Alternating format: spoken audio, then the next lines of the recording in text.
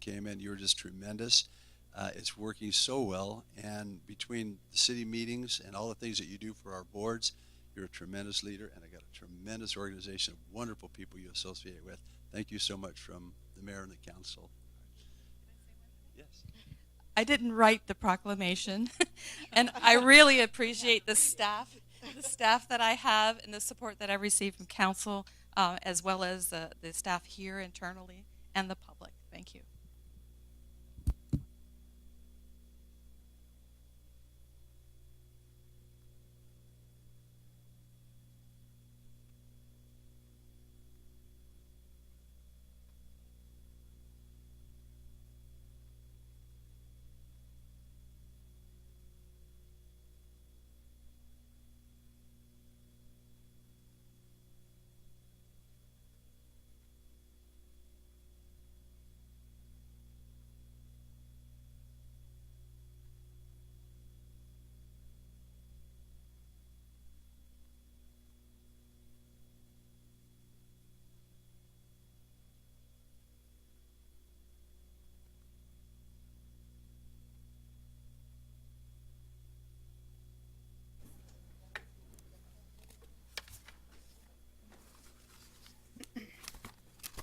Mayor, I do believe the system is working again, so we may be able to do electronic voting.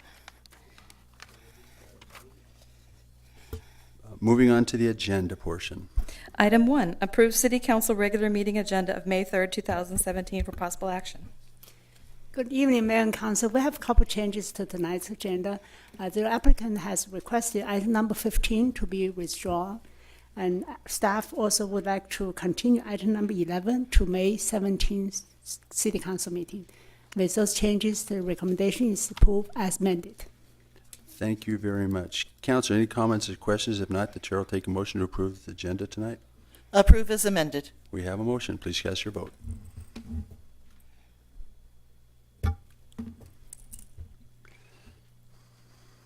Items approved. Moving on to set future public hearing dates. Item 2, set date on any appeals filed or required public hearings from the City Planning Commission meetings. Thank you, Madam City Clerk. I so direct you to set any dates as necessary. Mayor, so noted. Moving on to public hearing. Item 3, approve VAC 0617, Speedway Commerce Center 3, Phase 1, for applicant VLMK Engineering and Design, Jennifer Kimura, property owner Speedway Venture LLC, to vacate a portion of Centennial Parkway, generally located between Chat Streets and Hollywood Boulevard, a portion of the radius area located at the northwest corner of Azure Avenue and Hollywood Boulevard, a portion of the radius area located at the southwest corner of Hollywood Boulevard and corner of Centennial Parkway, and a portion of a radius of area located at the southeast corner of Centennial Parkway and Chat Street, on property located at the southeast corner of Centennial Parkway and Hollywood Boulevard, for possible action. Thank you, Mr. Alfredo. Is there any comment on this? If not, the chair will open a public comment. No comment. Thank you very much. Anybody we'll open this to public comment. Anyone would like to come address the council on this item?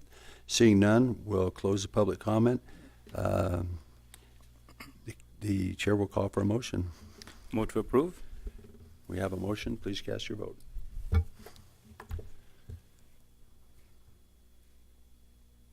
Items approved. Moving on to the consent agenda. Matters on the consent agenda are considered routine and may be approved by a single motion. However, any consent item may be moved to the business portion of the agenda for discussion at the request of any council member.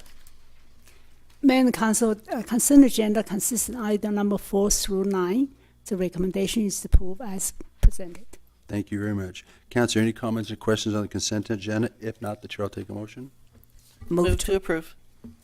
We have a motion. Please cast your vote. Items approved. Moving on to business. Item 10, authorize staff to nominate projects for Round 17 of the Southern Nevada Public Land Management Act Special Account Funding for parks, trails, and natural areas for possible action. Thank you. Any presentation on this? Seeing none. Any comments or questions? If not, the chair will take a motion. Move to approve. We have a motion. Please cast your vote.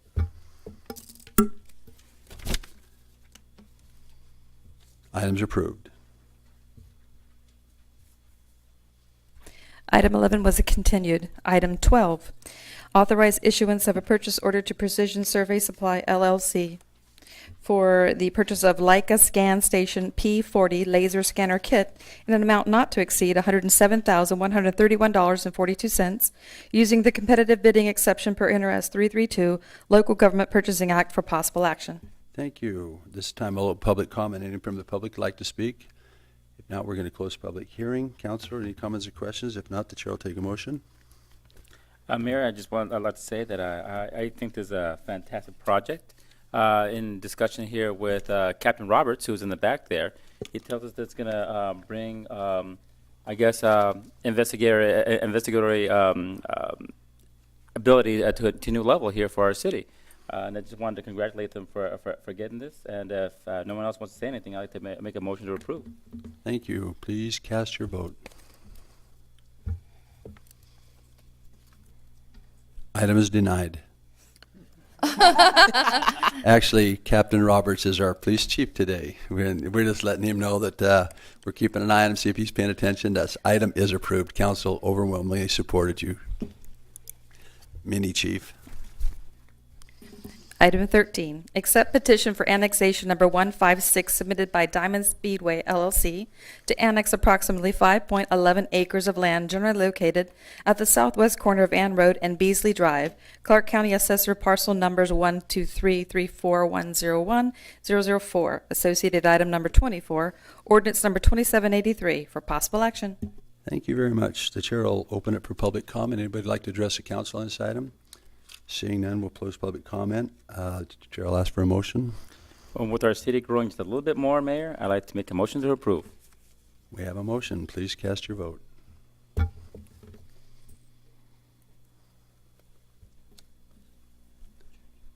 Item is approved. Item 14, accept petition for annexation number 158, submitted by Sedona Ranch Investment Partners, LLC, and Robert Roy and Janet Combs to annex approximately 176.17 acres of land, generally located at Ann Road and North 5th Street, Clark County Assessor parcel numbers 124-27-801-001 and 002, 124-26-401-01 through 004, 124-26-402-01 and 002, and 124-35-101-001, associated item number 25, ordinance number 2792 for possible action. Thank you very much. Anyone from the public wishing to speak at this time, please come forward.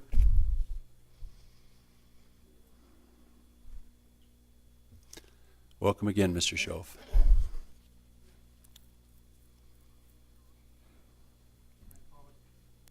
I apologize for not filling out a blue card. I just have one question. It says 176 acres. I've been to a couple of the meetings for Sedona Ranch, and they're talking about 160 acres. So I looked some of these parcel numbers, and one of them's on the southeast corner of Ann and North 5th. Is that considered part of Sedona Ranch also?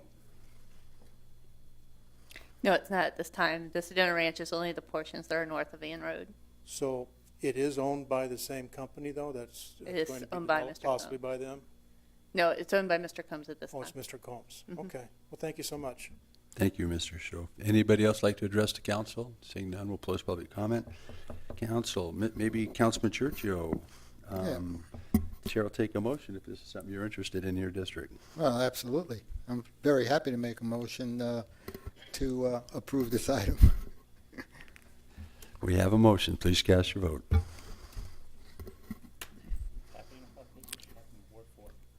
Yeah, if it's happening. Well, if the it's pig happening farm in is Ward 4. history. It's now a part of North Las Vegas in a Yep, few absolutely. days. That was the official vote there. Thank you. Item number 16. So for the record, item 15 was withdrawn. Item 16, reject all bids received for bid number 1496, the Northeast Interceptor Project Phase 1, CIP project number S0003, associated item number 15, reject bid protest for possible action. Thank you. Is there a presentation, Mr. Baltz? Would you like to come up? Greg? Good evening, Mayor, City Councilman. My name is Kara Hendricks. I'm an attorney with the law firm of Greenberg Tarek, and I'm here today on behalf of TAB Contractors. With me is Mr. Greg Polk, who's the president of TAB Contractors. We're speaking today and requesting that agenda item 16 be rejected. We do not believe that there is a basis to start the bid process over for this project. Specifically on April 4th, 2017, TAB Contractors received notice that a recommendation was being made to award TAB the bid. TAB is the lowest responsive and responsible bidder and should be awarded the project. So the record is clear. TAB's bid was over $2 million less than the next closest bid. We recognize and acknowledge that there was a bid protest received. However, we think it's important to note that those were merely technical issues. For example, one of the issues that was raised is that it was written in pencil. It was written over in ink when it was submitted, and it was submitted on a specific color form, and that's why it was written over in ink and is compliant. Also, there was one document that was missing, and that document was subsequently submitted by TAB Contractors. And I think it's important to point you to the specific bid instruction. Would you please turn that off just for a second? Thank you. I'll be very brief. But the specific bid instructions, subsection F1, which is IB-2, as the page number, they indicate that omission or a failure to complete any portion of the required documents prior to the time of the bid opening may be a cause to reject the entire bid. It is not required that this council reject that bid. We think it's in the public's best interest to move this project forward. TAB Contractors has an incredible performance record. They're prepared to go forward.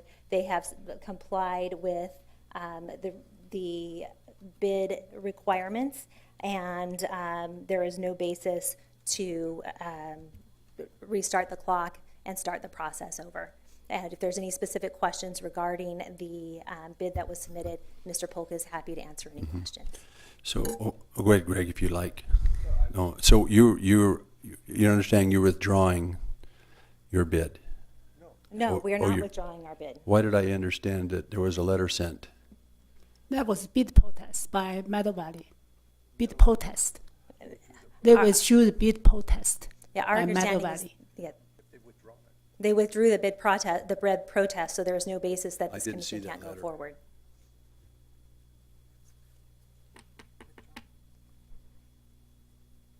So what I'm hearing you say is the protest has been lifted and TAB is the contractor that was second, but we had a discrepancy in paperwork and the city made a decision that there was enough discrepancies that we should not move on forward with this. Now let me go a little step further, not to beat you guys up.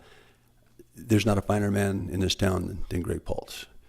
And my heart was broken when the system broke down. And I'm going to do what I can to fix this so it never happens again to another person who worked so hard to get a decision, to get a contract with North Las Vegas because of pencil written over with pen and those kind of things right there. So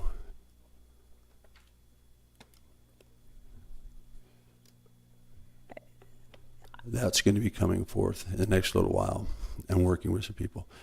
So at this point in time, the decision is, do we follow staff's recommendation and deny the bid because of inconsistencies in how you understood the process to be, or we approve? Is that what I'm hearing? Mayor, what is currently on the agenda is the rejection of all the bids that have been submitted. As you may be aware, what had happened is that there was this bid. At that time, there were 6 bids that were received. Country Construction Company was the lowest bid, but they withdrew due to a mistake in the bid. TAB Contractors was the second lowest bid, and then Meadow Valley was the third lowest bid.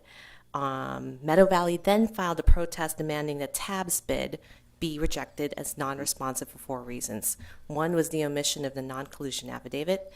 Another reason was the using pencil on the material supplier list A third reason was that there were interlineations that were not initialed on the non-collusion affidavit, and there was an incorrect signatory that was identified on the signature. The non-collusion affidavit was a required submission in the city's instruction for bidders. And if I can read what it actually does say. I don't know if I have it on me. And at that time, when we reviewed these bids, we determined that after, I guess, what we had was the staff had looked at this and had initially made that award recommendation for an award. But at that time, nothing is final. Nothing is final until all of you guys make the decision on what to award. Further investigation into this issue basically was the recommendation to fulfill what is in our bid documents and not waive that particular document because it was considered to be important. Okay, so we're bouncing around this. The staff said we should reject all bids because of the inconsistencies that took place. Am I understanding that correct? Yes. And so Meadow Valley said, we don't really want to get involved in this anymore. We're withdrawing our application, or our whatever word you would use. The protest. Protest, yes. It's still staff's opinion that we should reject this bid. Reject based upon, all of the bids. Huh? Reject all All of the the bids. bids. But I don't mean to pick on Greg personally. Yes. You know what I mean? Yeah. And the reason is the difference in the, there's a couple of different reasons, right? There's a difference in the price between the lowest bid and the next highest bid at $2.2 million. If you recall, this project is being partly funded by SID funds that are going to be paid by property owners. And so the city, I think has an interest in making sure that we get the lowest, most responsible bidder to award this project to. And given the issues in the process and that the lowest bid has these mistakes, it was really a decision by the city that it would be in the best interest to reject all bids and to rebid this process. There's also a change in the scope that Ms. Duty can also advise you on. As part of our original bid package, we had to send out an addendum. So the rebidding that we are in the process of getting out the door will include that addendum in the bid documents originally. We also have got notification from NDOT that there's a portion of roadway improvements that are within NDOT right-of-way that we are doing on their behalf. And they are wanting to change the median, what the median is being filled with from concrete to rock. Originally, we were going to do it as a change order once we awarded the contract, but now that we're rebidding it, we're actually going to do that as an addendum to this plan set so that the bid will be a little different than what it was when we originally bidded it. Okay. Anything else you guys want to add?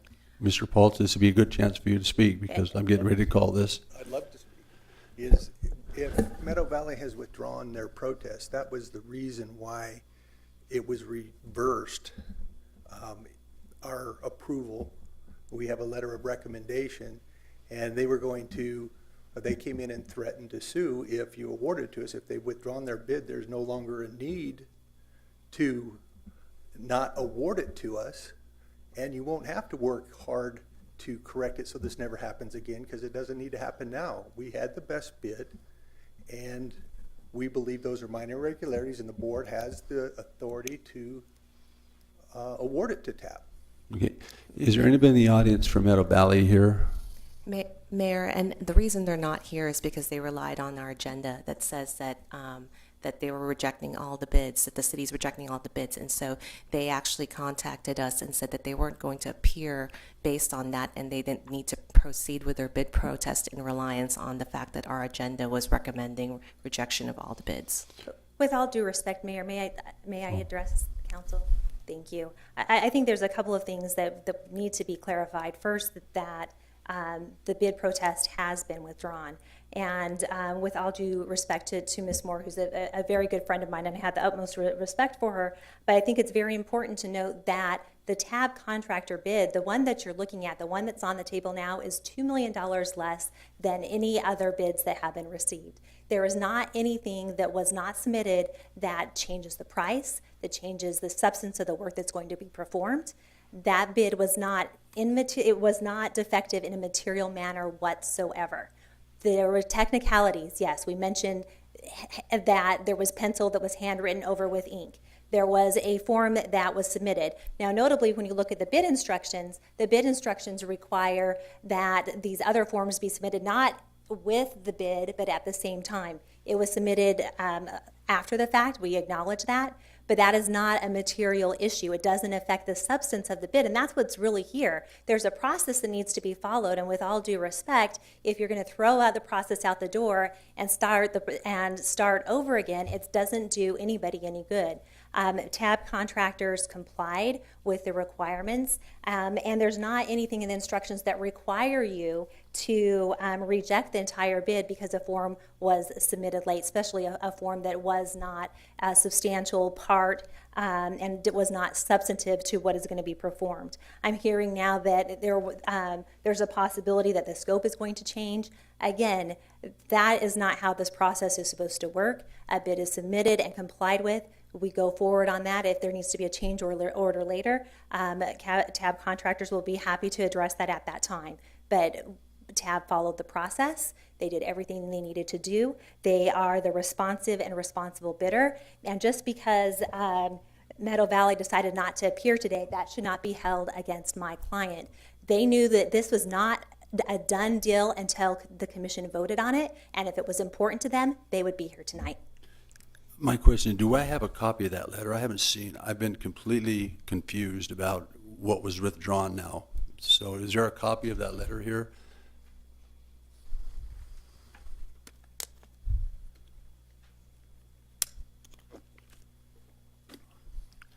I misunderstood and thought Mr. Pauls had.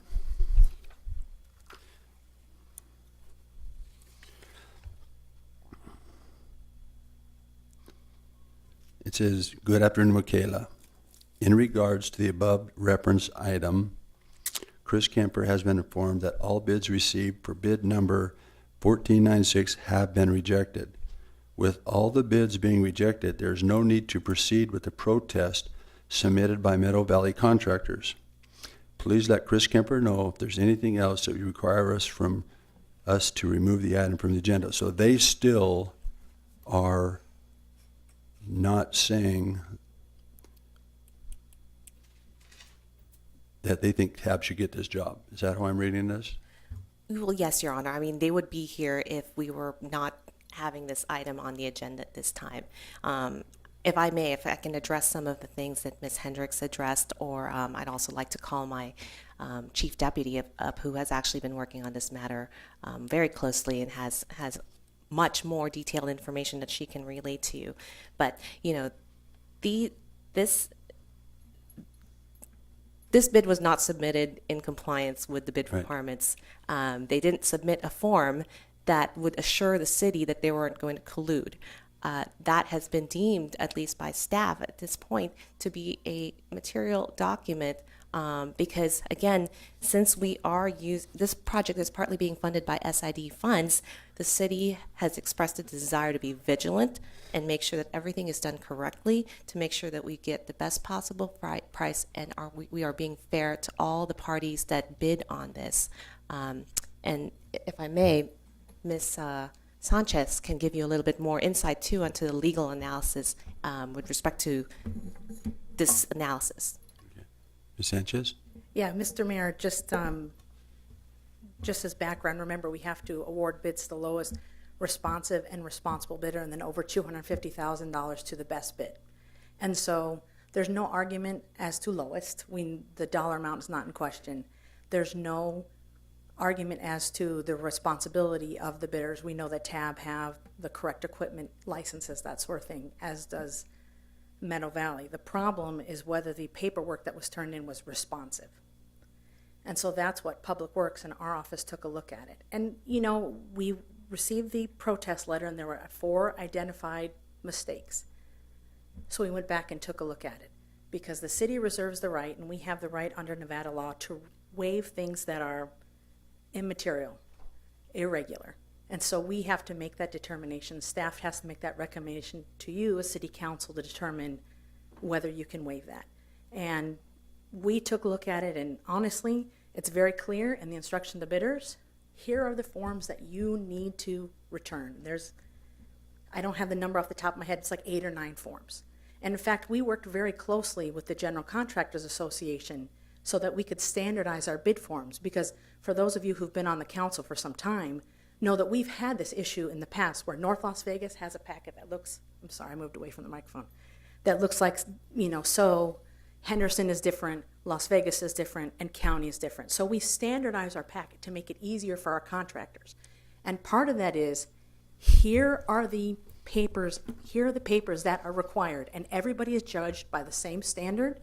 We are not allowed, under case law and how the Nevada courts have interpreted, to allow somebody to subsequently change or, just because there's no argument here that this was probably a mistake.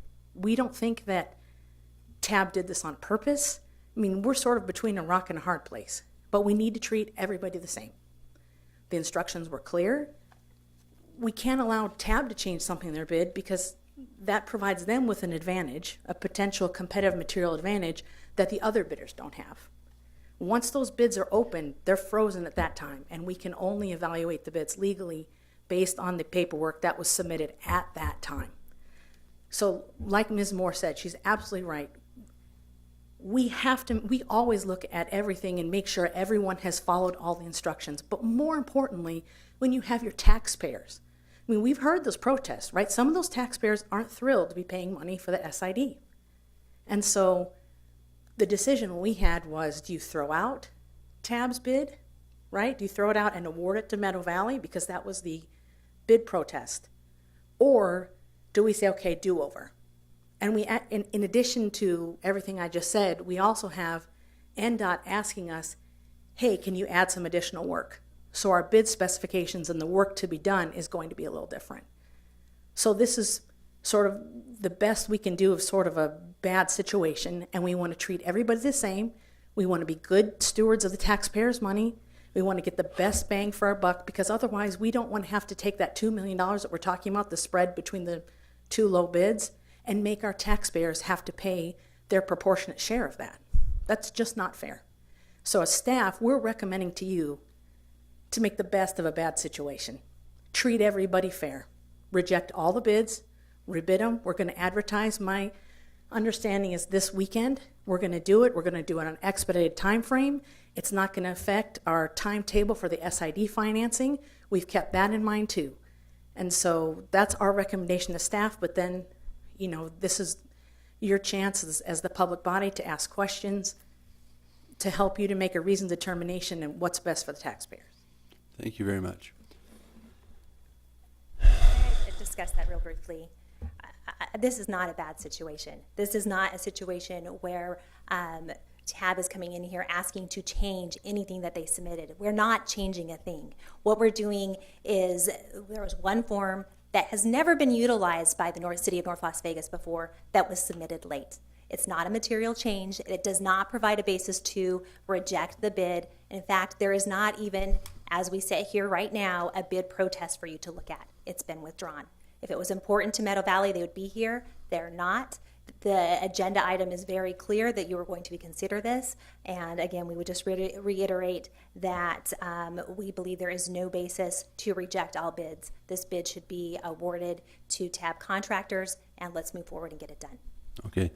Greg, I'm about ready to say something. Do you want to say something first? It's up to you. Okay, so here's the dilemma the city's in. This isn't about TAB construction. This is about time frames that we have to get things done in a certain period of time on conversations we've had out in that real estate area. We've made commitments to companies to come out there. We've got over 10 million square feet of concrete ready to be poured in the certain period of time that we told them. Greg, I don't know what that piece of paper was. It didn't come in with the rest of the packet. If it had been slipped in there, I'd have got it. I'd have fought for you. But with all this stuff, and if I go to court and that takes another 6 months or a year, then I have shut down basically the success of North Las Vegas out in the North Interceptor area. The decision is, to me, did you do everything the way it was supposed to have been done at the timely time it was to be done? It's apparent that you didn't. It's not my fault or the city's fault if something is omitted, but it is my responsibility to treat everybody fair and to make sure we're on time for all the other people out there that are coming out to do business. And as good as a project as you would do, Greg, without a doubt,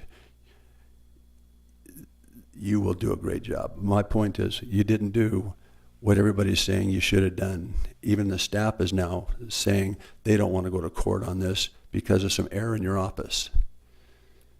And that's the position I'm in. And Tab did make a mistake. We don't deny that. Right. Everybody makes mistakes.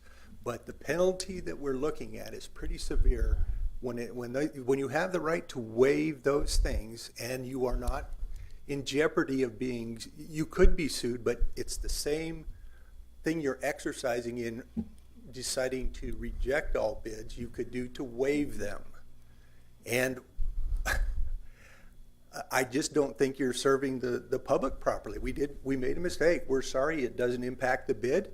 I think that for a contractor in North Las Vegas for 30 years, that should carry the weight to get us through this.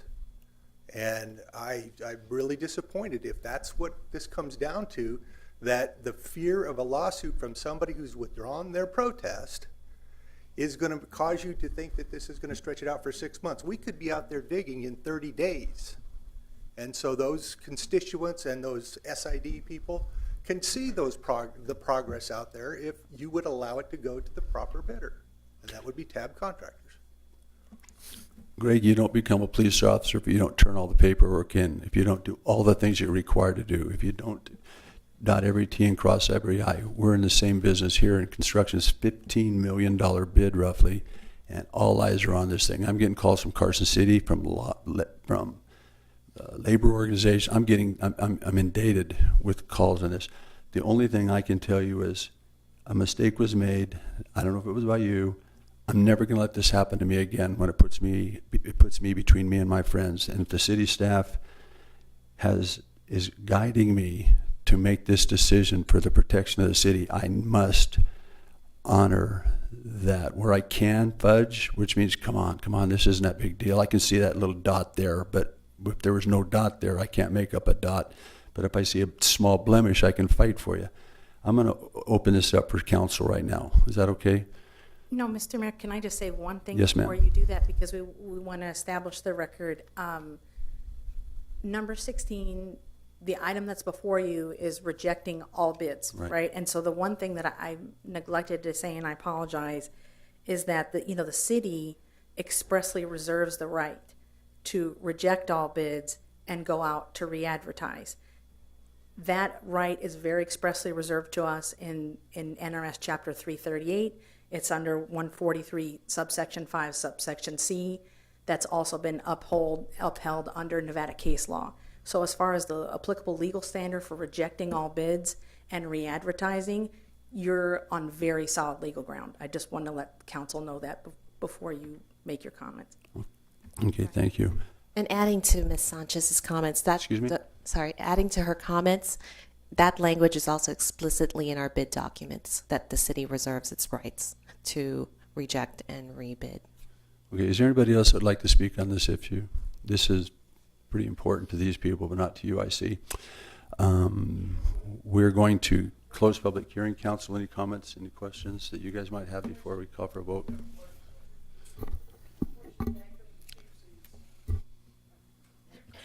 Councilwoman?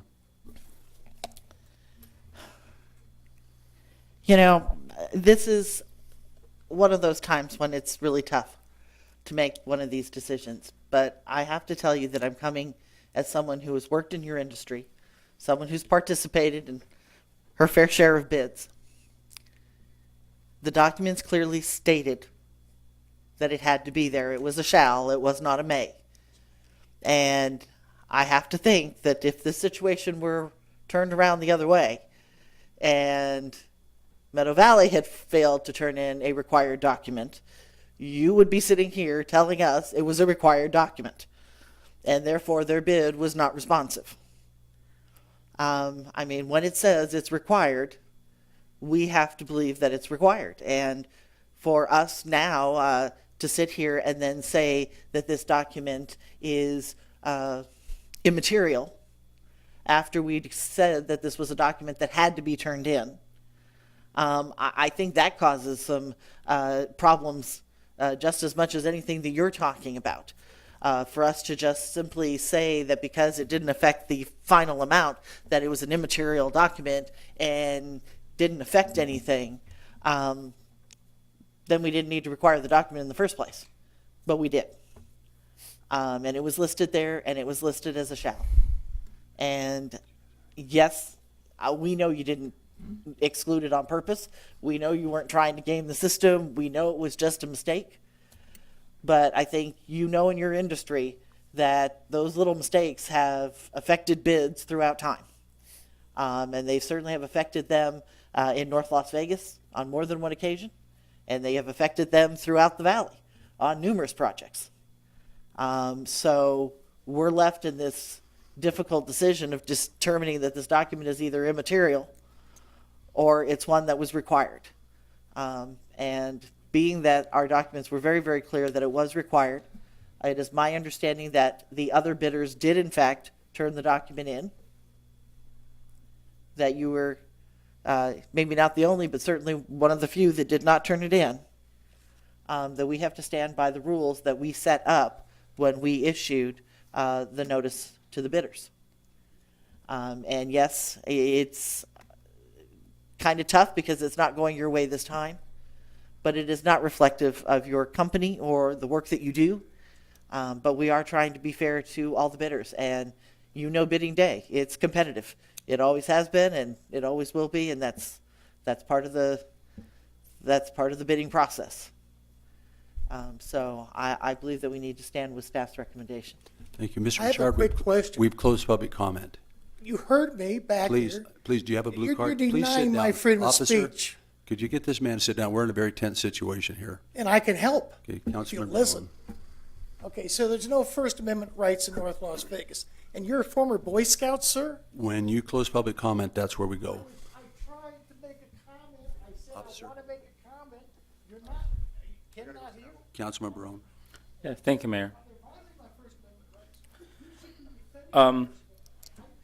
This is one of those difficult situations. You know, I really wasn't all that familiar with TAP construction. I did a little bit of research just with a few people that I met. And, you know, they have an outstanding reputation. And I think if that one paper had been included, you know, this would be something where I have a feeling that you'd probably get a unanimous decision. And I'd be very happy to go out there at the groundbreaking, because I do believe that you'd have the project on time and under budget, and we'd be very, very happy.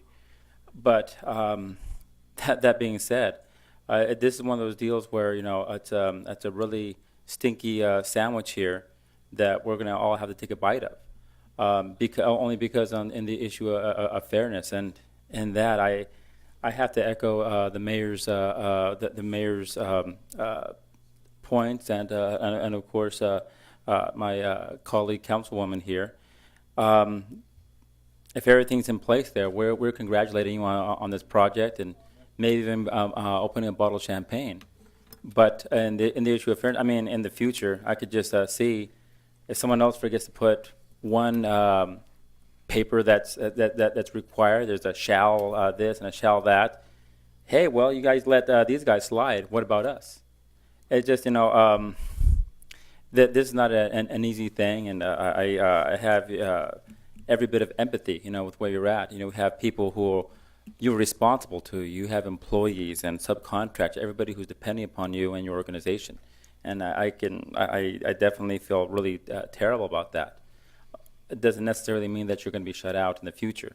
But I think just saying, again, this is one of the most difficult decisions I've come up with on these kind of projects. Thank you very much. Councilwoman Brown? And this is a difficult decision, and I just think it's more than just a piece of paper. I think there were 4 errors that were stated. And what this is not that we're turning you away, it's a do-over. So in my opinion, this is a chance to go and rectify any mistakes that were found in your packet and make sure that those are correct. And so that resubmittal time, it's done, and then we go from there. That's how I look at this. Thank you. Councilman Church has no comment. So Greg, I'm not going to hide behind this motion. I'm going to make the motion to reject all bids. I'm going to pray you can get this job at the next cycle, and that we can continue moving on and continue this project all the way to the end. So the chair is going to make a motion to reject all bids. I made my motion. Please cast your vote.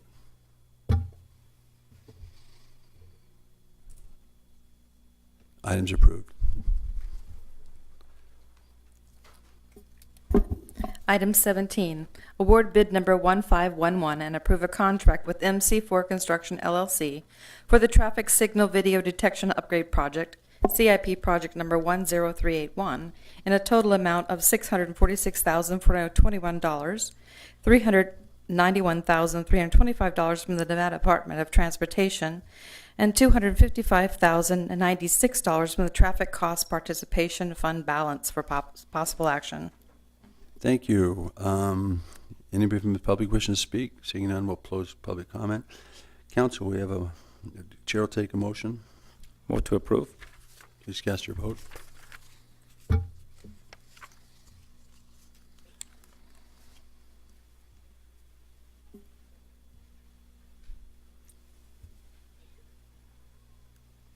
Items approved. Item 18, approve interlocal contract with Clark County Regional Flood Control District of Southern Nevada for the Range Wash and Branch Project, CIP project number 10457, in an amount not to exceed $1,081,889, funded by the Clark County Regional Flood Control District for possible action. Thank you. Council, any comments or questions on this item? If not, the chair will take a motion. Move to approve. We have a motion. Please cast your vote.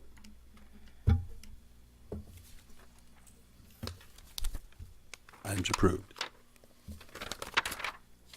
Item 19, approve interlocal contract with the Clark County Regional Flood Control District for the Hollywood System Centennial Parkway to Speedway Number 2 Detention Basin Project, CIP project number 10407, in an amount not to exceed $897,000 $470, funded by the Clark County Regional Flood Control District for possible action. Thank you. Council, any comments or questions on this item? If not, the chair will take a motion.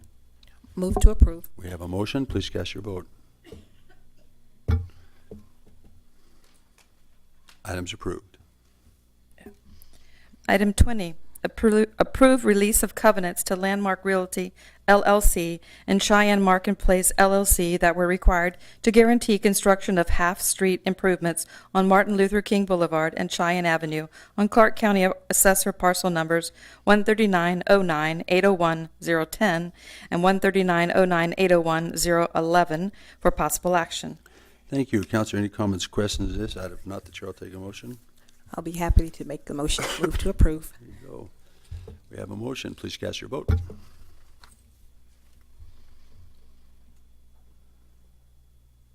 Items approved. Item 21, authorize issuance of a purchase order to McCandless International Trucks, Inc. in the amount of $149,159.74, using the competitive bidding exception per NRS 332 Local Government Purchasing Act for the purchase of a 217 4300 SBA crane truck for the Utilities Department for possible action. Thank you. Councilor, any comments or questions on this item? If not, the chair will take a motion. Move to approve. We have a motion. Please cast your vote. Items approved. Item 22, presentation and/or action to accept the City of North Las Vegas Choice Neighborhood Planning Grant Transformation Plan for possible action. Thank you very much. Director Palmer, please come forward. I see there's quite a crowd here. I think I'm very interested in what you're going to say tonight.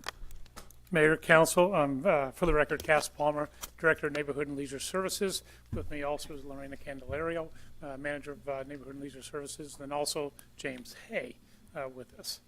And Mr. Hay is forthcoming. But very pleased and very proud to be standing for you tonight to bring this next program to your attention and to ask for approval of the transformation plan. The last 2 years we've been busy. We've been busy in our community talking about our future with our citizens. We've talked to well over several thousand individuals, had over 1,000 intercept surveys conducted, talked to over 30 different community meetings throughout this last 2-year program time period, culminating in the city of North Las Vegas's transformation plan for the area between Buena Vista Springs and Rose Gardens. But here recently in April of this year, we submitted our 2-year transformation plan. And if you remember, we were one of 7 cities that were awarded this transformation plan grant, $485,000 to do the plan. And we recently submitted that plan to the HUD at the Washington federal level. And here on April of this year, HUD officially proclaimed we formally accept your plan, and a plan well done to say that. So those, yes, very much so, very much so. To reorient you to the core map, there it is. The Choice Neighborhood Initiative Urban Core Map, as you can see in the top left, the blue area, to orientate yourself to North Las Vegas, that's Buena Vista Springs, and then on the bottom right, the orange area is Rose Gardens Public Housing. These are the sticks and bricks of the plan. But at this time, I'd like to recognize and have Jim come up and recognize pretty much the majority of the individuals in the group today are the citizens and the agencies that really assisted all of us in the development of this plan. And we'd like to give a few moments of attention to these individuals. Yeah, and I'll mention names and organizations, and you can stand or raise your hand to acknowledge who you are. Have them stand, okay. First, we have Debbie Patton, representing the Southern Nevada Regional Housing Authority. Melanie Bro couldn't make it today. Debbie. Next, and these are our core partners, Housing Authority. Monica Ford, CEO of Nevada Partners. Richard Carrion and his wife Melissa, who here representing Lutheran Social Services. Then we have a contingent from Zion Community United Methodist Church. Charlie Blake, James Paul Johnson, Willie Johnson, Harry Dodd, Johnny Hampton, Ornita Hamilton, and LaTanya Hampton. Thank you. They also represent the Valley View community. And if you would, please notice the best dressed man in this uniform is Johnny with his yellow Choice Neighborhood t-shirt. And we have J.D. Thornton representing North Valley. Daigo Ishikawa from Nevada Hand, in the back there. We have Beck Environmental, Elizabeth and Richard Nelson, and Mariah Rivero, who is our key staff person who put together the plan that you see before you. We have Melvin and Michelle Valentine with Valentine Communication, did a lot of good work with the youth. And Denise Duarte she used to be with Left of Center Art Gallery. Now she's with the Nevada Arts Council, but a team member of our project. And there were a bunch of people that couldn't be here today, but this is. I just want to say thank you because these are our representatives of our city and Choice Neighborhood. They are the champions of this cause. Thank you very much for being here this evening. I know Ms. Goins-Brown has worked for a lot of years on this project too, and to recognize her a little bit too with the fine group of people you work with. Yes, it literally took a village to raise this transformation plan at Ms. Goins-Brown's direction, as well as Councilman Barone also. But Ms. Brown spent a lot of time, a lot of her personal time attending these meetings and giving insight to the community. But also we want to thank the mayor and our council for giving us the help and the direction, and definitely our city manager for giving us the help and the leadership to go out there and do this program. 2 years in the making. The plan itself hit on multiple of areas, but our real focus was in on the neighborhood, the public housing aspect, and people strategies. The number one answer we heard from, again, over several thousand intercept surveys, number one issue most needed was jobs. End of story. The jobs was up here at number one, number two was way down here. And there was a zillion of issues that we hit on, but jobs was the number one issue, and we heard that loud and clear. So again, our transformation plan represents the first step, and I say that again, the first step towards developing a long-term plan. We're moving into phase two now, about implementing a lot of these ideas and strategies. Our cornerstone projects are Rose Garden, which the Southern Nevada Housing Authority is well underway in terms of planning and master planning the new Rose Gardens. As we know, the construction will start June 1, and then subsequently upon completion of that construction of the new Rose Gardens, then we'll move everybody over, and then subsequently the existing building will be torn down. And then at the same time, hopefully, we'll have another development on our other cornerstone project, Buena Vista Springs.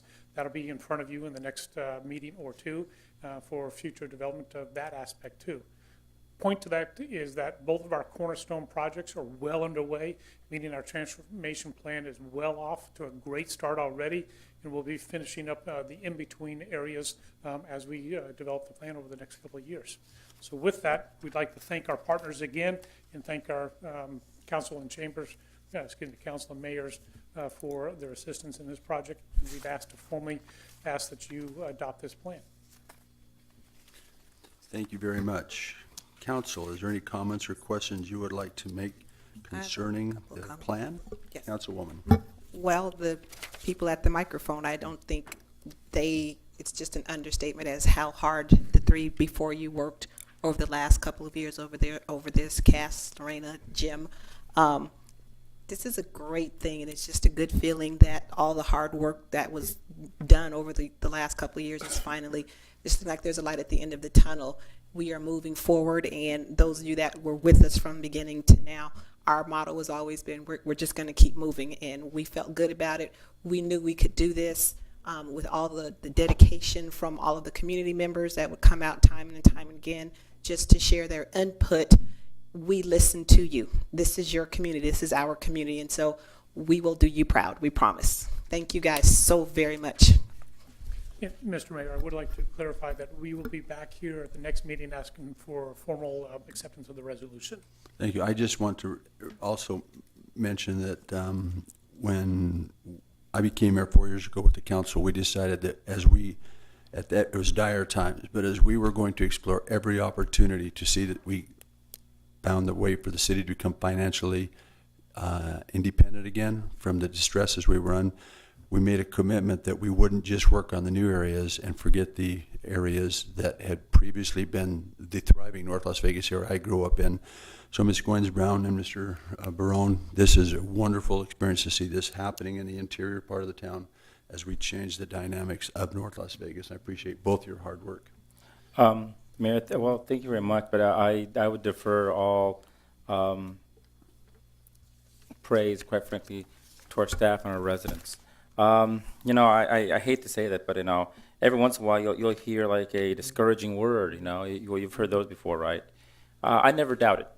I don't know how many cities actually originally applied for this, but I know it was lots, a couple of hundred, wasn't it? Out of the couple of hundred, I knew we were onto something really great when I noticed that we were when we got with the grant funds to go ahead and do the second part of that, and I just. People may not think so, right? But I knew in my heart that we were going to get it, and the reason why I think things have changed for our city, but it's because of our residents. We had residents, Mayor, who they went, canvassing door to door. They were under a timeline to get out and get the notice out and get the data that we really needed. Little things like that from our residents stepping forward. All the barbecues that were that brought people out. You remember those? I just played a small part. I gave a little bit of money here, for some hot dogs, and some things there. I backed up, of course, our very good friend, the councilwoman. But more than anything else, this is really more than anything else is a testament, I think, to the resilience of our residents. This is a tough city. And we have tough people out there in the crowd who are willing to go ahead and roll up their sleeves and do everything that needs to be done. And, I'll go to war with you guys, for you guys, anytime. Thank you so very much to our residents. And thank you for our hardworking and really, rolling the dice kind of staff. I'm really proud to just be a very small part. And again, thank you to the rest of the council and everyone else. And I don't want to mention any particular names because I'll probably forget someone who I'm supposed to recognize. Ms. Brown? One other thing I just wanted to add, when the youth were out canvassing the doors and a gentleman knocked on my door, I thought this was hilarious. I had on a choice shirt, and so he looked at me like, I think I know who you are, but he went through his whole spiel, and I just let him. And I said, do you know who I am? I said, do you just see this shirt? And he goes, oh. And I just thought that was the sweetest thing because he was so dedicated, he was so sincere, and I just let him carry on and do his whole spiel, and he was pretty awesome. So Melvin, I'd just like to say thank you for guiding those gentlemen. You did a great job. Councilman And Churchill. Miss Melvin, sorry. Pardon me, Councilman Churchill. I'll just add very briefly, thank you to all of you. I had attended several of the meetings down there, but it obviously was in good hands with all of you and all of our residents over there, some of which I recognize, and of course with Councilwoman Goins. So it's great news for the community. Thank you all. Thank you all. Mayor, I would like to add, one person was missing tonight, Miss Gwen Walker. And Gwen served as our professional chef and was really the magnet that brought a lot of our people to the meetings and everything. And she was a wonderful person and a very good collaborator. She just couldn't make it tonight. Thank you. No, I'll just add congratulations. I think it's been a long time coming, but I think it's finally here, and we can all be excited about that. And it holds potential for our future and for the future areas of North Las Vegas. And I think it's very, very exciting. And I think that Councilwoman Goins Brown and staff and all of you in the audience who were a part and played a role in this deserve to be commended for all your hard work and dedication to this plan. So thank you so much. Thank you very much. So with no other discussion among the council, the chair will take a motion to accept the transformation plan. Move to accept this We have a fabulous motion. plan. Please cast your vote.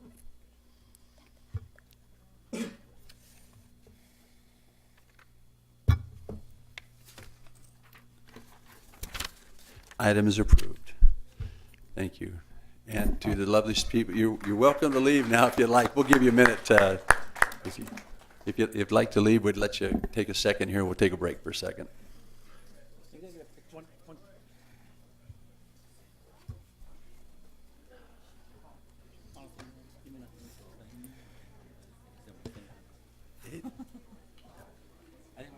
Didn't you always feel that way, Pam?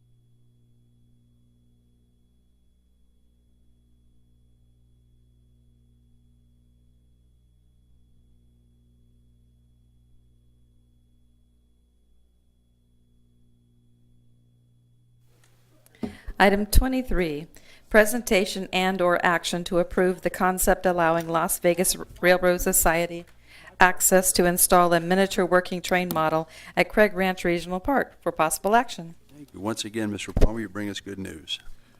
Mayor, Council, good evening again. Cass Palmer for the record, Director of Neighborhood and Leisure Services.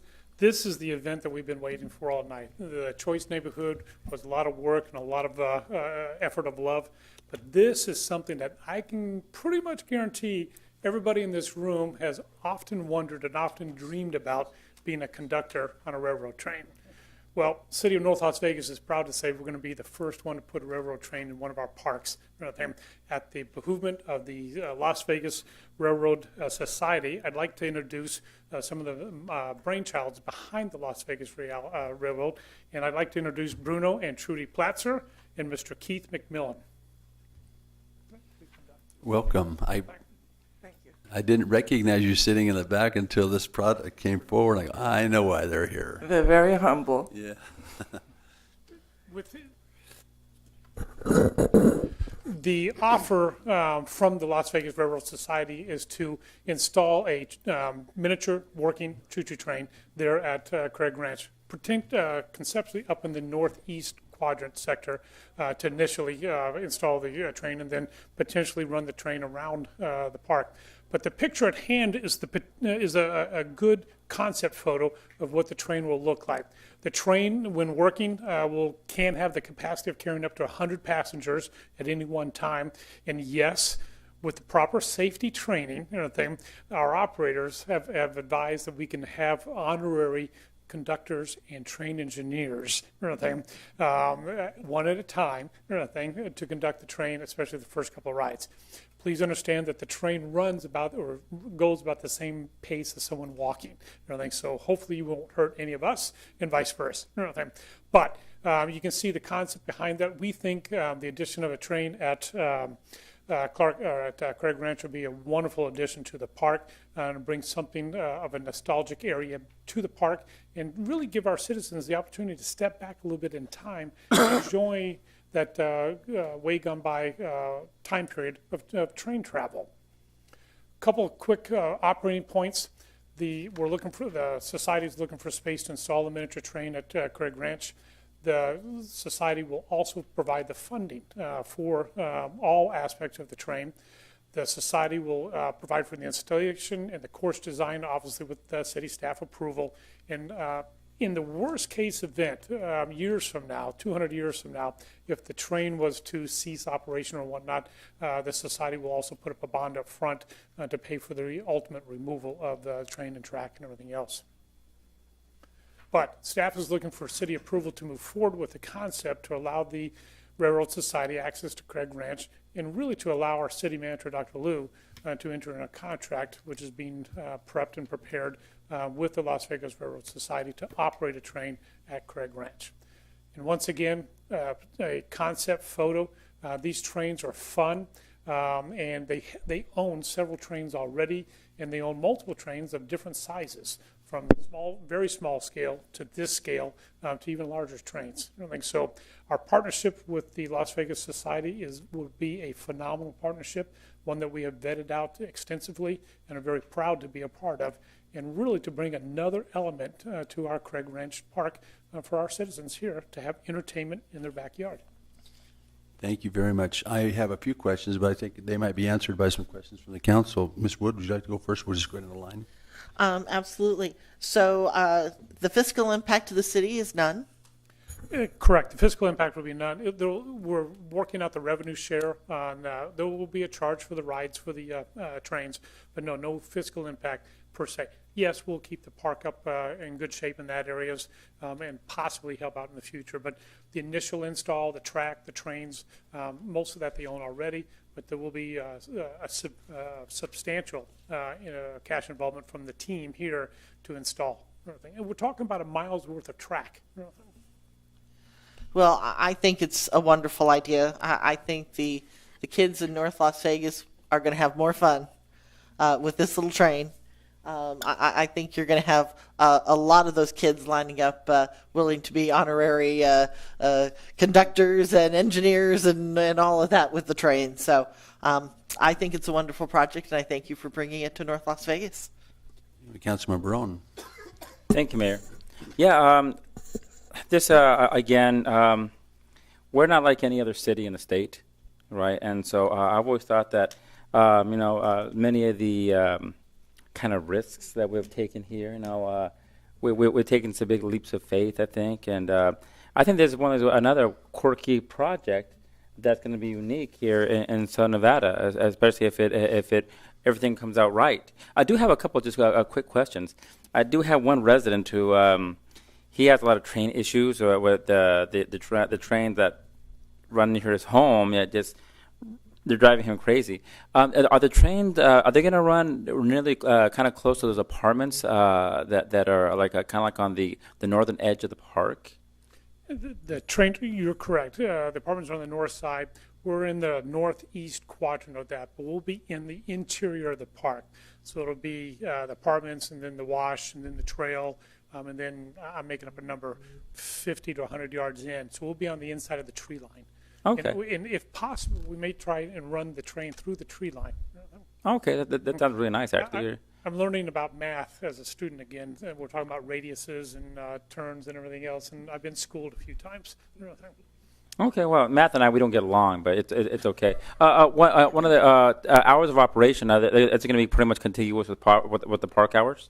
Yes. Again, I've never seen a more professional, more safe society that operates. So as it gets into limited light time periods, we'll talk about, we'll probably end up shutting down a couple hours prior to the close of the park.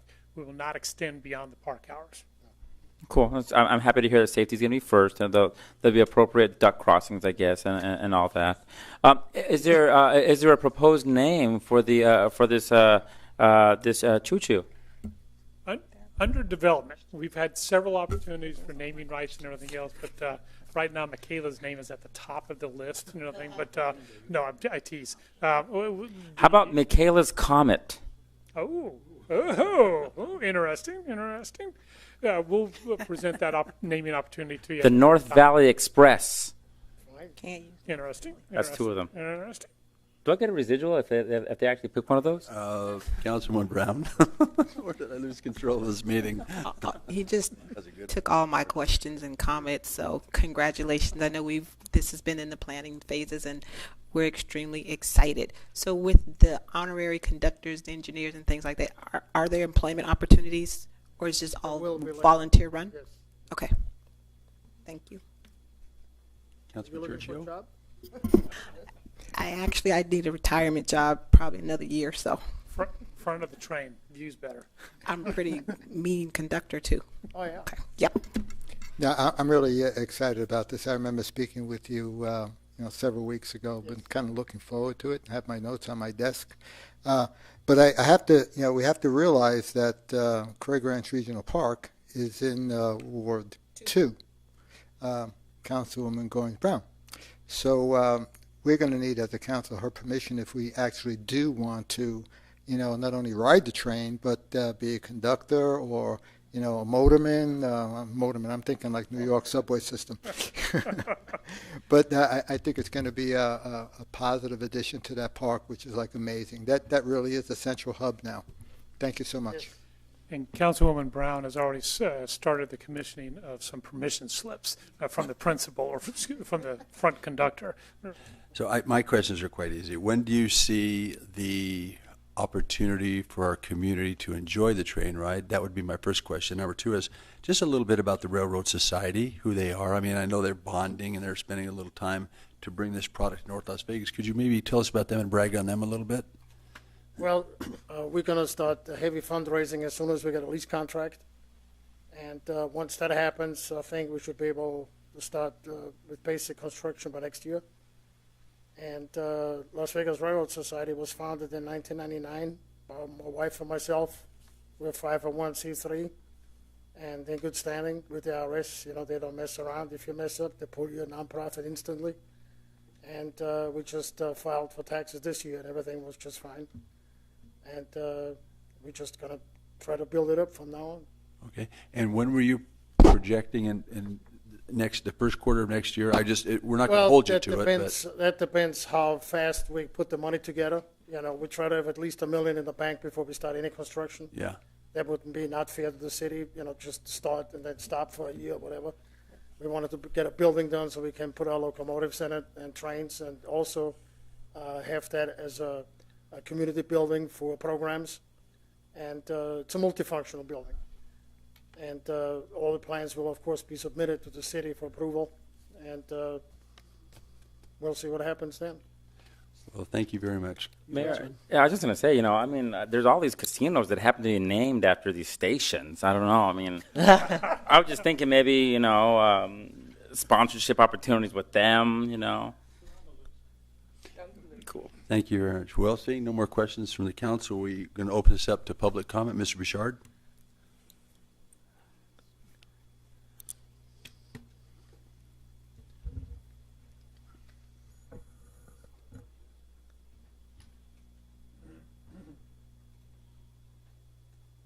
Yeah, I'm really excited about this too. In fact, I want to volunteer to help you out.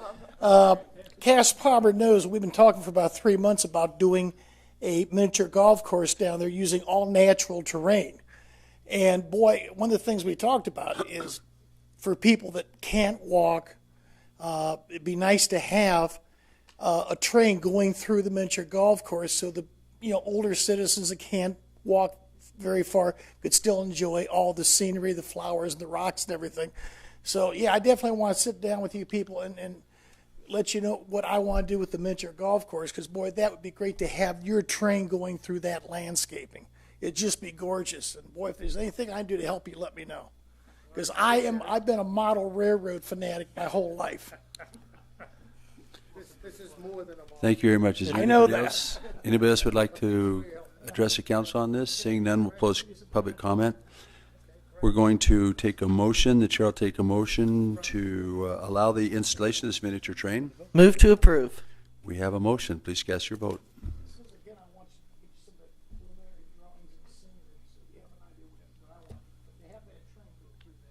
Items approved. Moving on to ordinances, introduction only. Wait. Oh, there it is. Items approved. There is no public comment for these items, and no action will be taken by the council at this meeting. If you wish to speak on any of these items, please attend the meeting where the final action will be determined and submit a blue card to the clerk. Item 24, introduce ordinance number 2783, extending corporate limits of the city of North Las Vegas, annexing a parcel of land generally located at the southwest corner of Ann Road and Beasley Drive.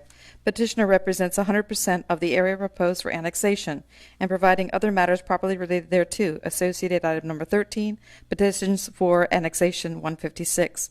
Set final action for May 17th, effective date June 14th, 2017. Item 26, introduce ordinance number 2792, extending corporate limits of the city of North Las Vegas, annexing parcels of land generally located at Ann Road and North 5th Street. Petitioners represent 100% of the area proposed for annexation and providing other matters properly related thereto. Associated items number 14, petitions for annexation number 158. Set final action for May 17th, 2017, effective date June 14th, 2017. Item 26, introduce ordinance number 2808, amending section 010 of chapter 16 of title 17 of the city of North Las Vegas Municipal Code by reclassifying approximately 57 plus or minus acres therein from a PCD, Planned Community Development District, to an RCL PCD, Medium Density Residential Planned Community Development District, ZN 0817, Villages at Tully Springs Village 3. For property generally located at the southeast corner of Clayton Street and Dorrell Lane alignment, and providing for other matters properly related thereto. Set final action for May 17th, 2017. Item 27, ordinance number 2809, amending Title 17 of the Municipal Code of the City of North Las Vegas relating to zoning, ZOA 0217, by amending Title 17, zoning ordinance, Section 17.20.30 F13, truck and trailer rental, to allow additional commercial businesses to offer truck and trailer rental services and providing for other matters properly related thereto. Set final action for May 17, 2017. Item 28, introduce ordinance number 2810, amending Title II, Elections, of the Municipal Code of the City of North Las Vegas by amending Section 2.08-180 to match NRS 293C.387 requirements. Set final action for May 17, 2017. Thank you very much. Moving on to appointments. Item 29, appoint an at-large citizen member to the Parks and Recreation Advisory Board to fill an unexpired term ending June 30th, 2018, continued April 5th, 2017, for possible action. Thank you very much. We had a list of people that had submitted names to be on this Parks Board, and I gave those to Mr. Cass Palmer, who's the director over Parks and Recreation. He interviewed them, found some that were not as committed to spending time on the park and going out and do some of the outlying work, other ones who were interested, and his recommendation was to a Mr. Stephen R. Cook. So there, the chair would like to make a motion to appoint Mr. Stephen R. Cook to the Parks and Recreation Advisory Board. That's my motion. Please cast your vote.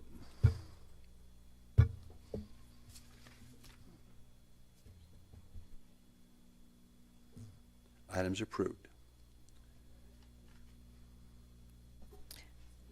Item 30, appoint one new member to North Las Vegas Deferred Compensation Plan Committee for possible action.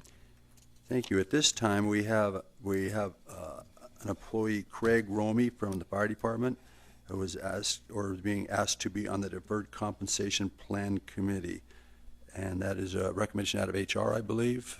And so we'll make the motion for Mr. Craig Romey to be on the Deferred Compensation Plan Committee. That'll be a motion.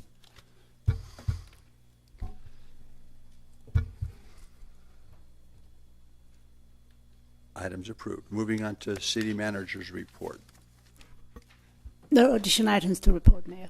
Thank you. Thank you very much.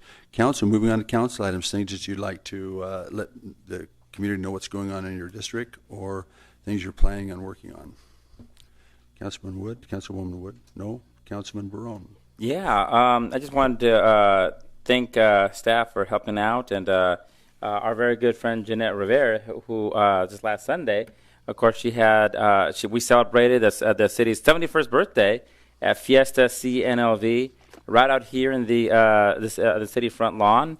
For anyone who came out to see it, was a fantastic time. There were horses, carriage rides, all out there in our in front, and everyone had a great time. But that's nothing, because this Friday, of course, we're having a Cinco de Mayo celebration also out here in front of the city hall, and I hope everyone has a chance to come out and see it.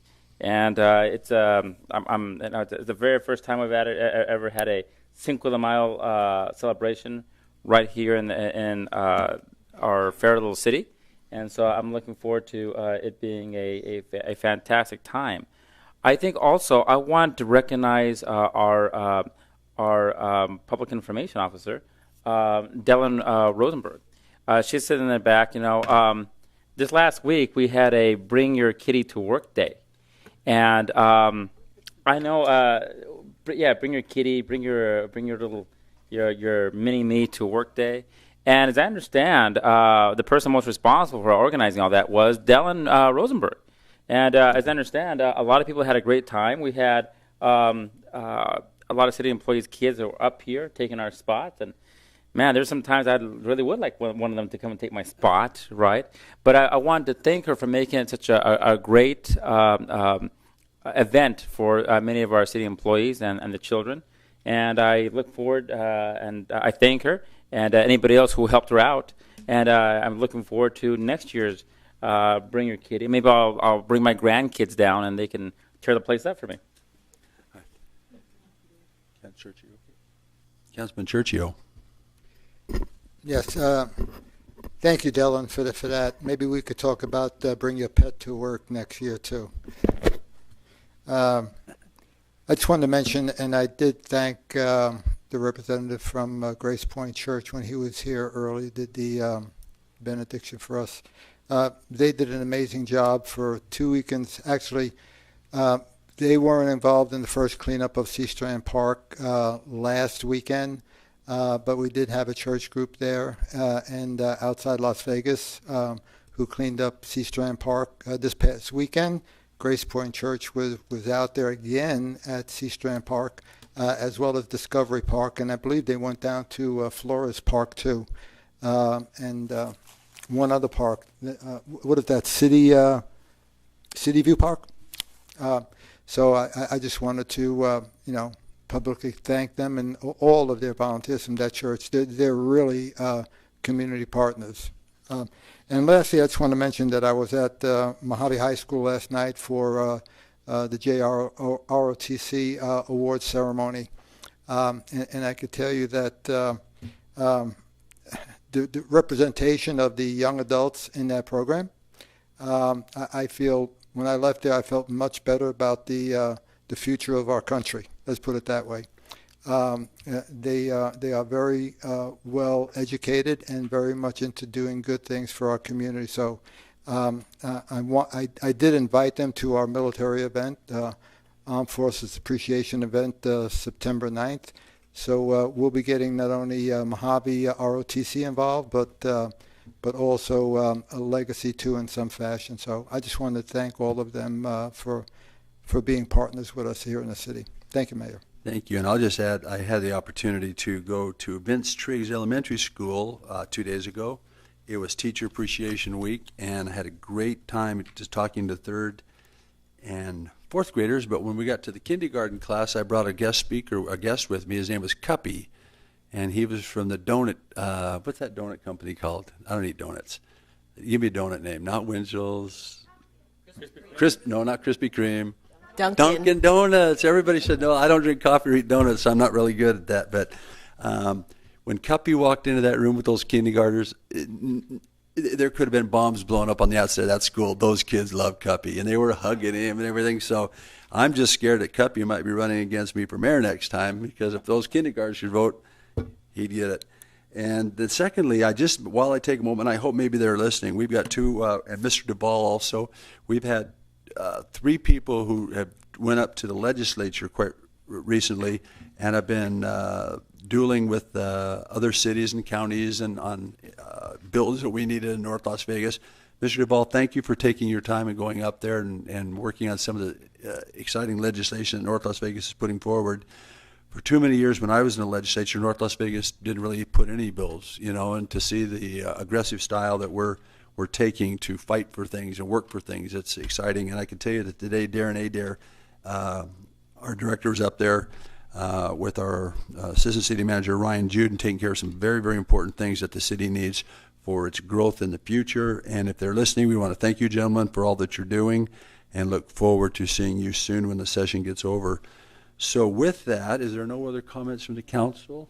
Seeing none, this is the time set aside for the second public forum. When I call your name, please come up. Mr. Bouchard.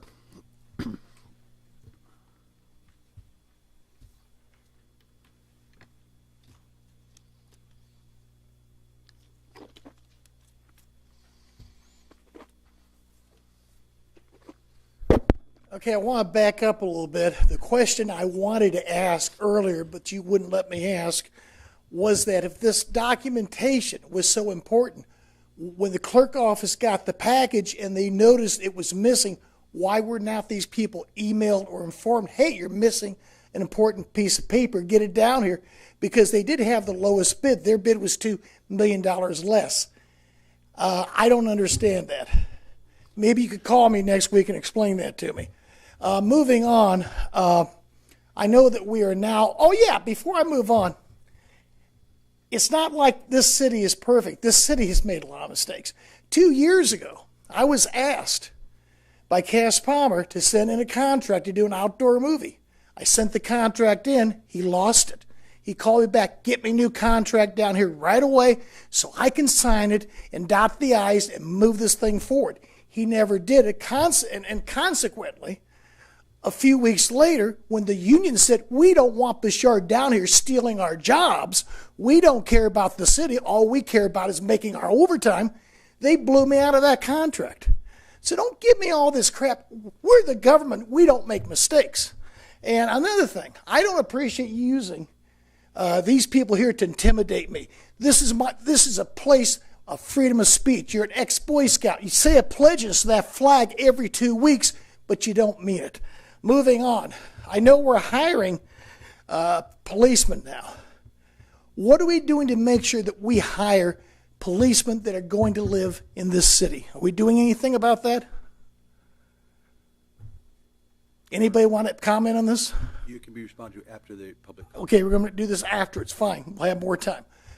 Something you should know. I do know that it is illegal to force police and fire people to live in the city that they're working for.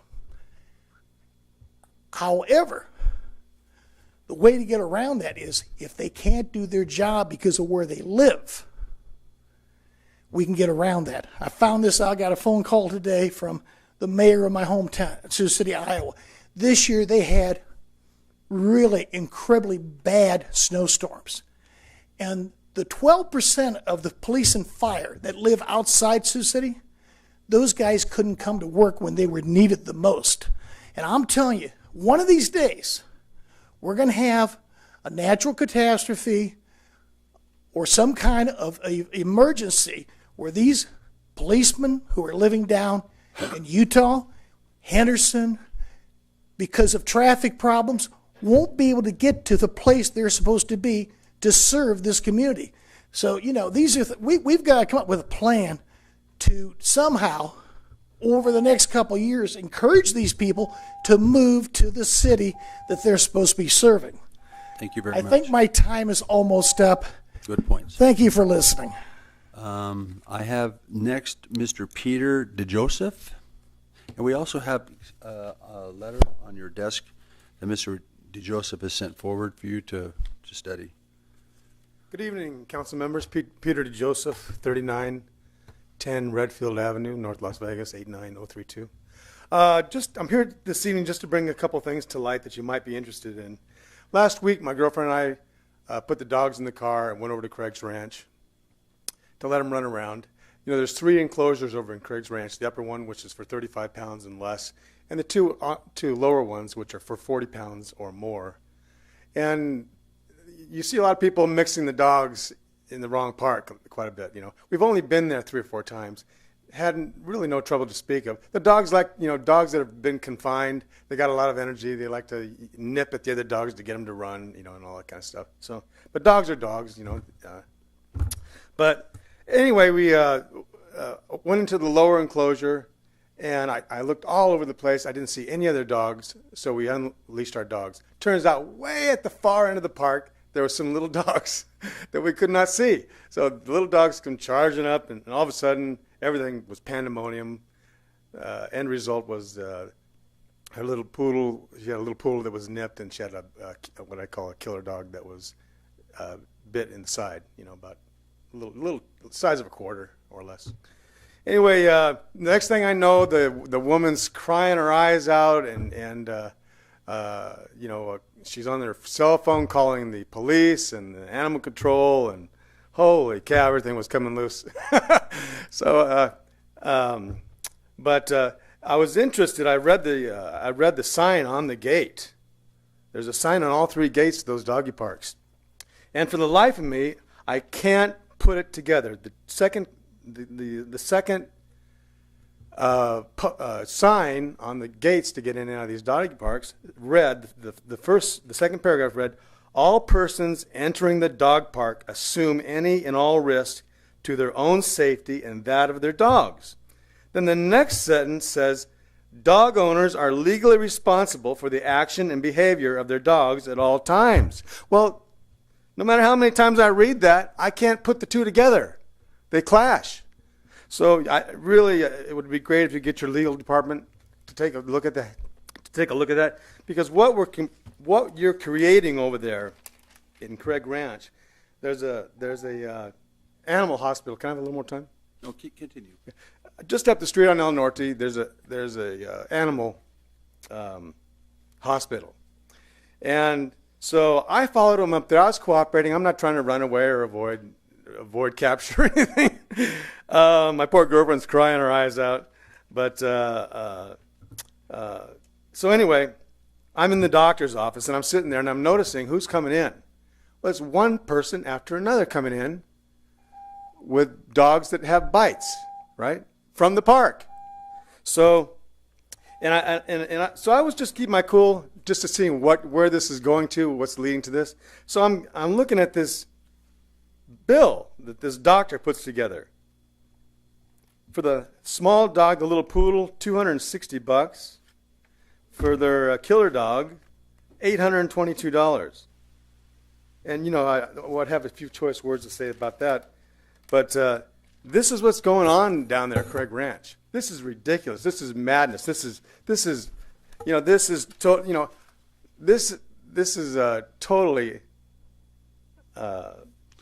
Mr. Joseph, maybe we could have the city manager and the city attorney take a second sidebar conversation with you, where you can get some information. Yeah, can I speak about? Oh, you're out of time. One other thing. If you go quick, we'll go ahead. Okay. For quite a while, I spoke at the Clark County Commission meetings and so forth. I've been trying to get somebody interested in talking to the Air Force Base, who have a lot of equipment over there, and Clark County, which has a lot of equipment. There's a tremendous amount of people working out there in the desert, to the dune buggy companies and so forth. A lot of people getting paychecks from out there at the desert, what we call the sand bowl.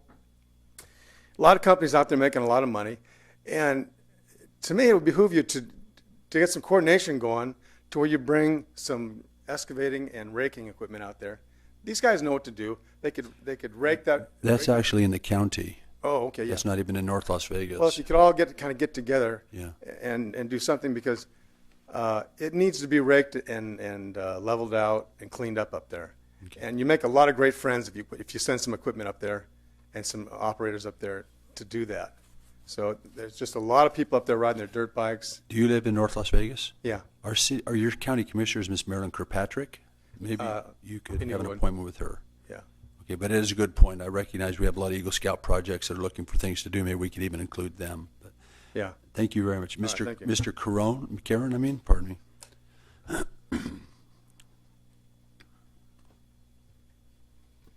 Good evening, Mayor, members of the City Council. Richard Cardion, I live in 586 Brinkburn Point, somewhere out in the southwest, Las Vegas. So the reason I came up here this evening is because I wanted to let you know one of the things that the Nevada Veterans Association is going to do. Currently, the current legislative session, they brought about a bill, SB 33, which requires the HOAs not to foreclose on a house on a deployed service member. One of the questions that was asked during that process was, how is the HOA going to recoup that payment that was not going to be, recoup that payment that was not paid? Actually, by federal doctrine, under Article 134 of the Uniform Code of Military Justice, every active duty service member is required to pay, have to be in good standing of the creditors, because if they don't, then they will be subject to dishonorable discharge. That includes rent, that includes HOA fees, that also applies to fines that are given to that service member by municipalities. So if there is a delinquency in a payment, what the city council or whoever the enforcing jurisdiction or whoever the enforcing agency is can actually go to the chain of command of that service member and say, hey, there's this outstanding debt. We've been trying to recoup it. We don't, we're not seeing any movement. The chain of command will then require that service member to pay that back. And so the reason why this came about is because service members that were deployed are occurring these fees, and they don't either know about it or they're ignoring it. So by the time they get back, they're in debt to that HOA by thousands of dollars. So I want to let you know that we will be working in North Las Vegas to kind of talk to the HOAs to make sure that they know how to talk to the chain of command at Nellis. See if there's a relationship between code enforcement in North Las Vegas along with Nellis, because the other thing that could be done, and it's been done in other installations, is that you could also be part of the clearant entity. So if that person has an outstanding debt with the city, they could not transfer to the next assignment. And so the reason why the reason why it's North Las Vegas is for two reasons. One, out of the entire valley, this piece of real estate has the most amount of military and veteran activity. And then the second is your veteran community commission. So I just want to let you know before I got anything started, so that way if there's any craziness that people start asking you, it's like, yeah, we talked to the guy. Yes, and that Veterans Commission should be able to work with you on that. Is there anybody else in the public who'd like to come speak to the council at this time? Seeing none, we will close public comment and adjourn this meeting.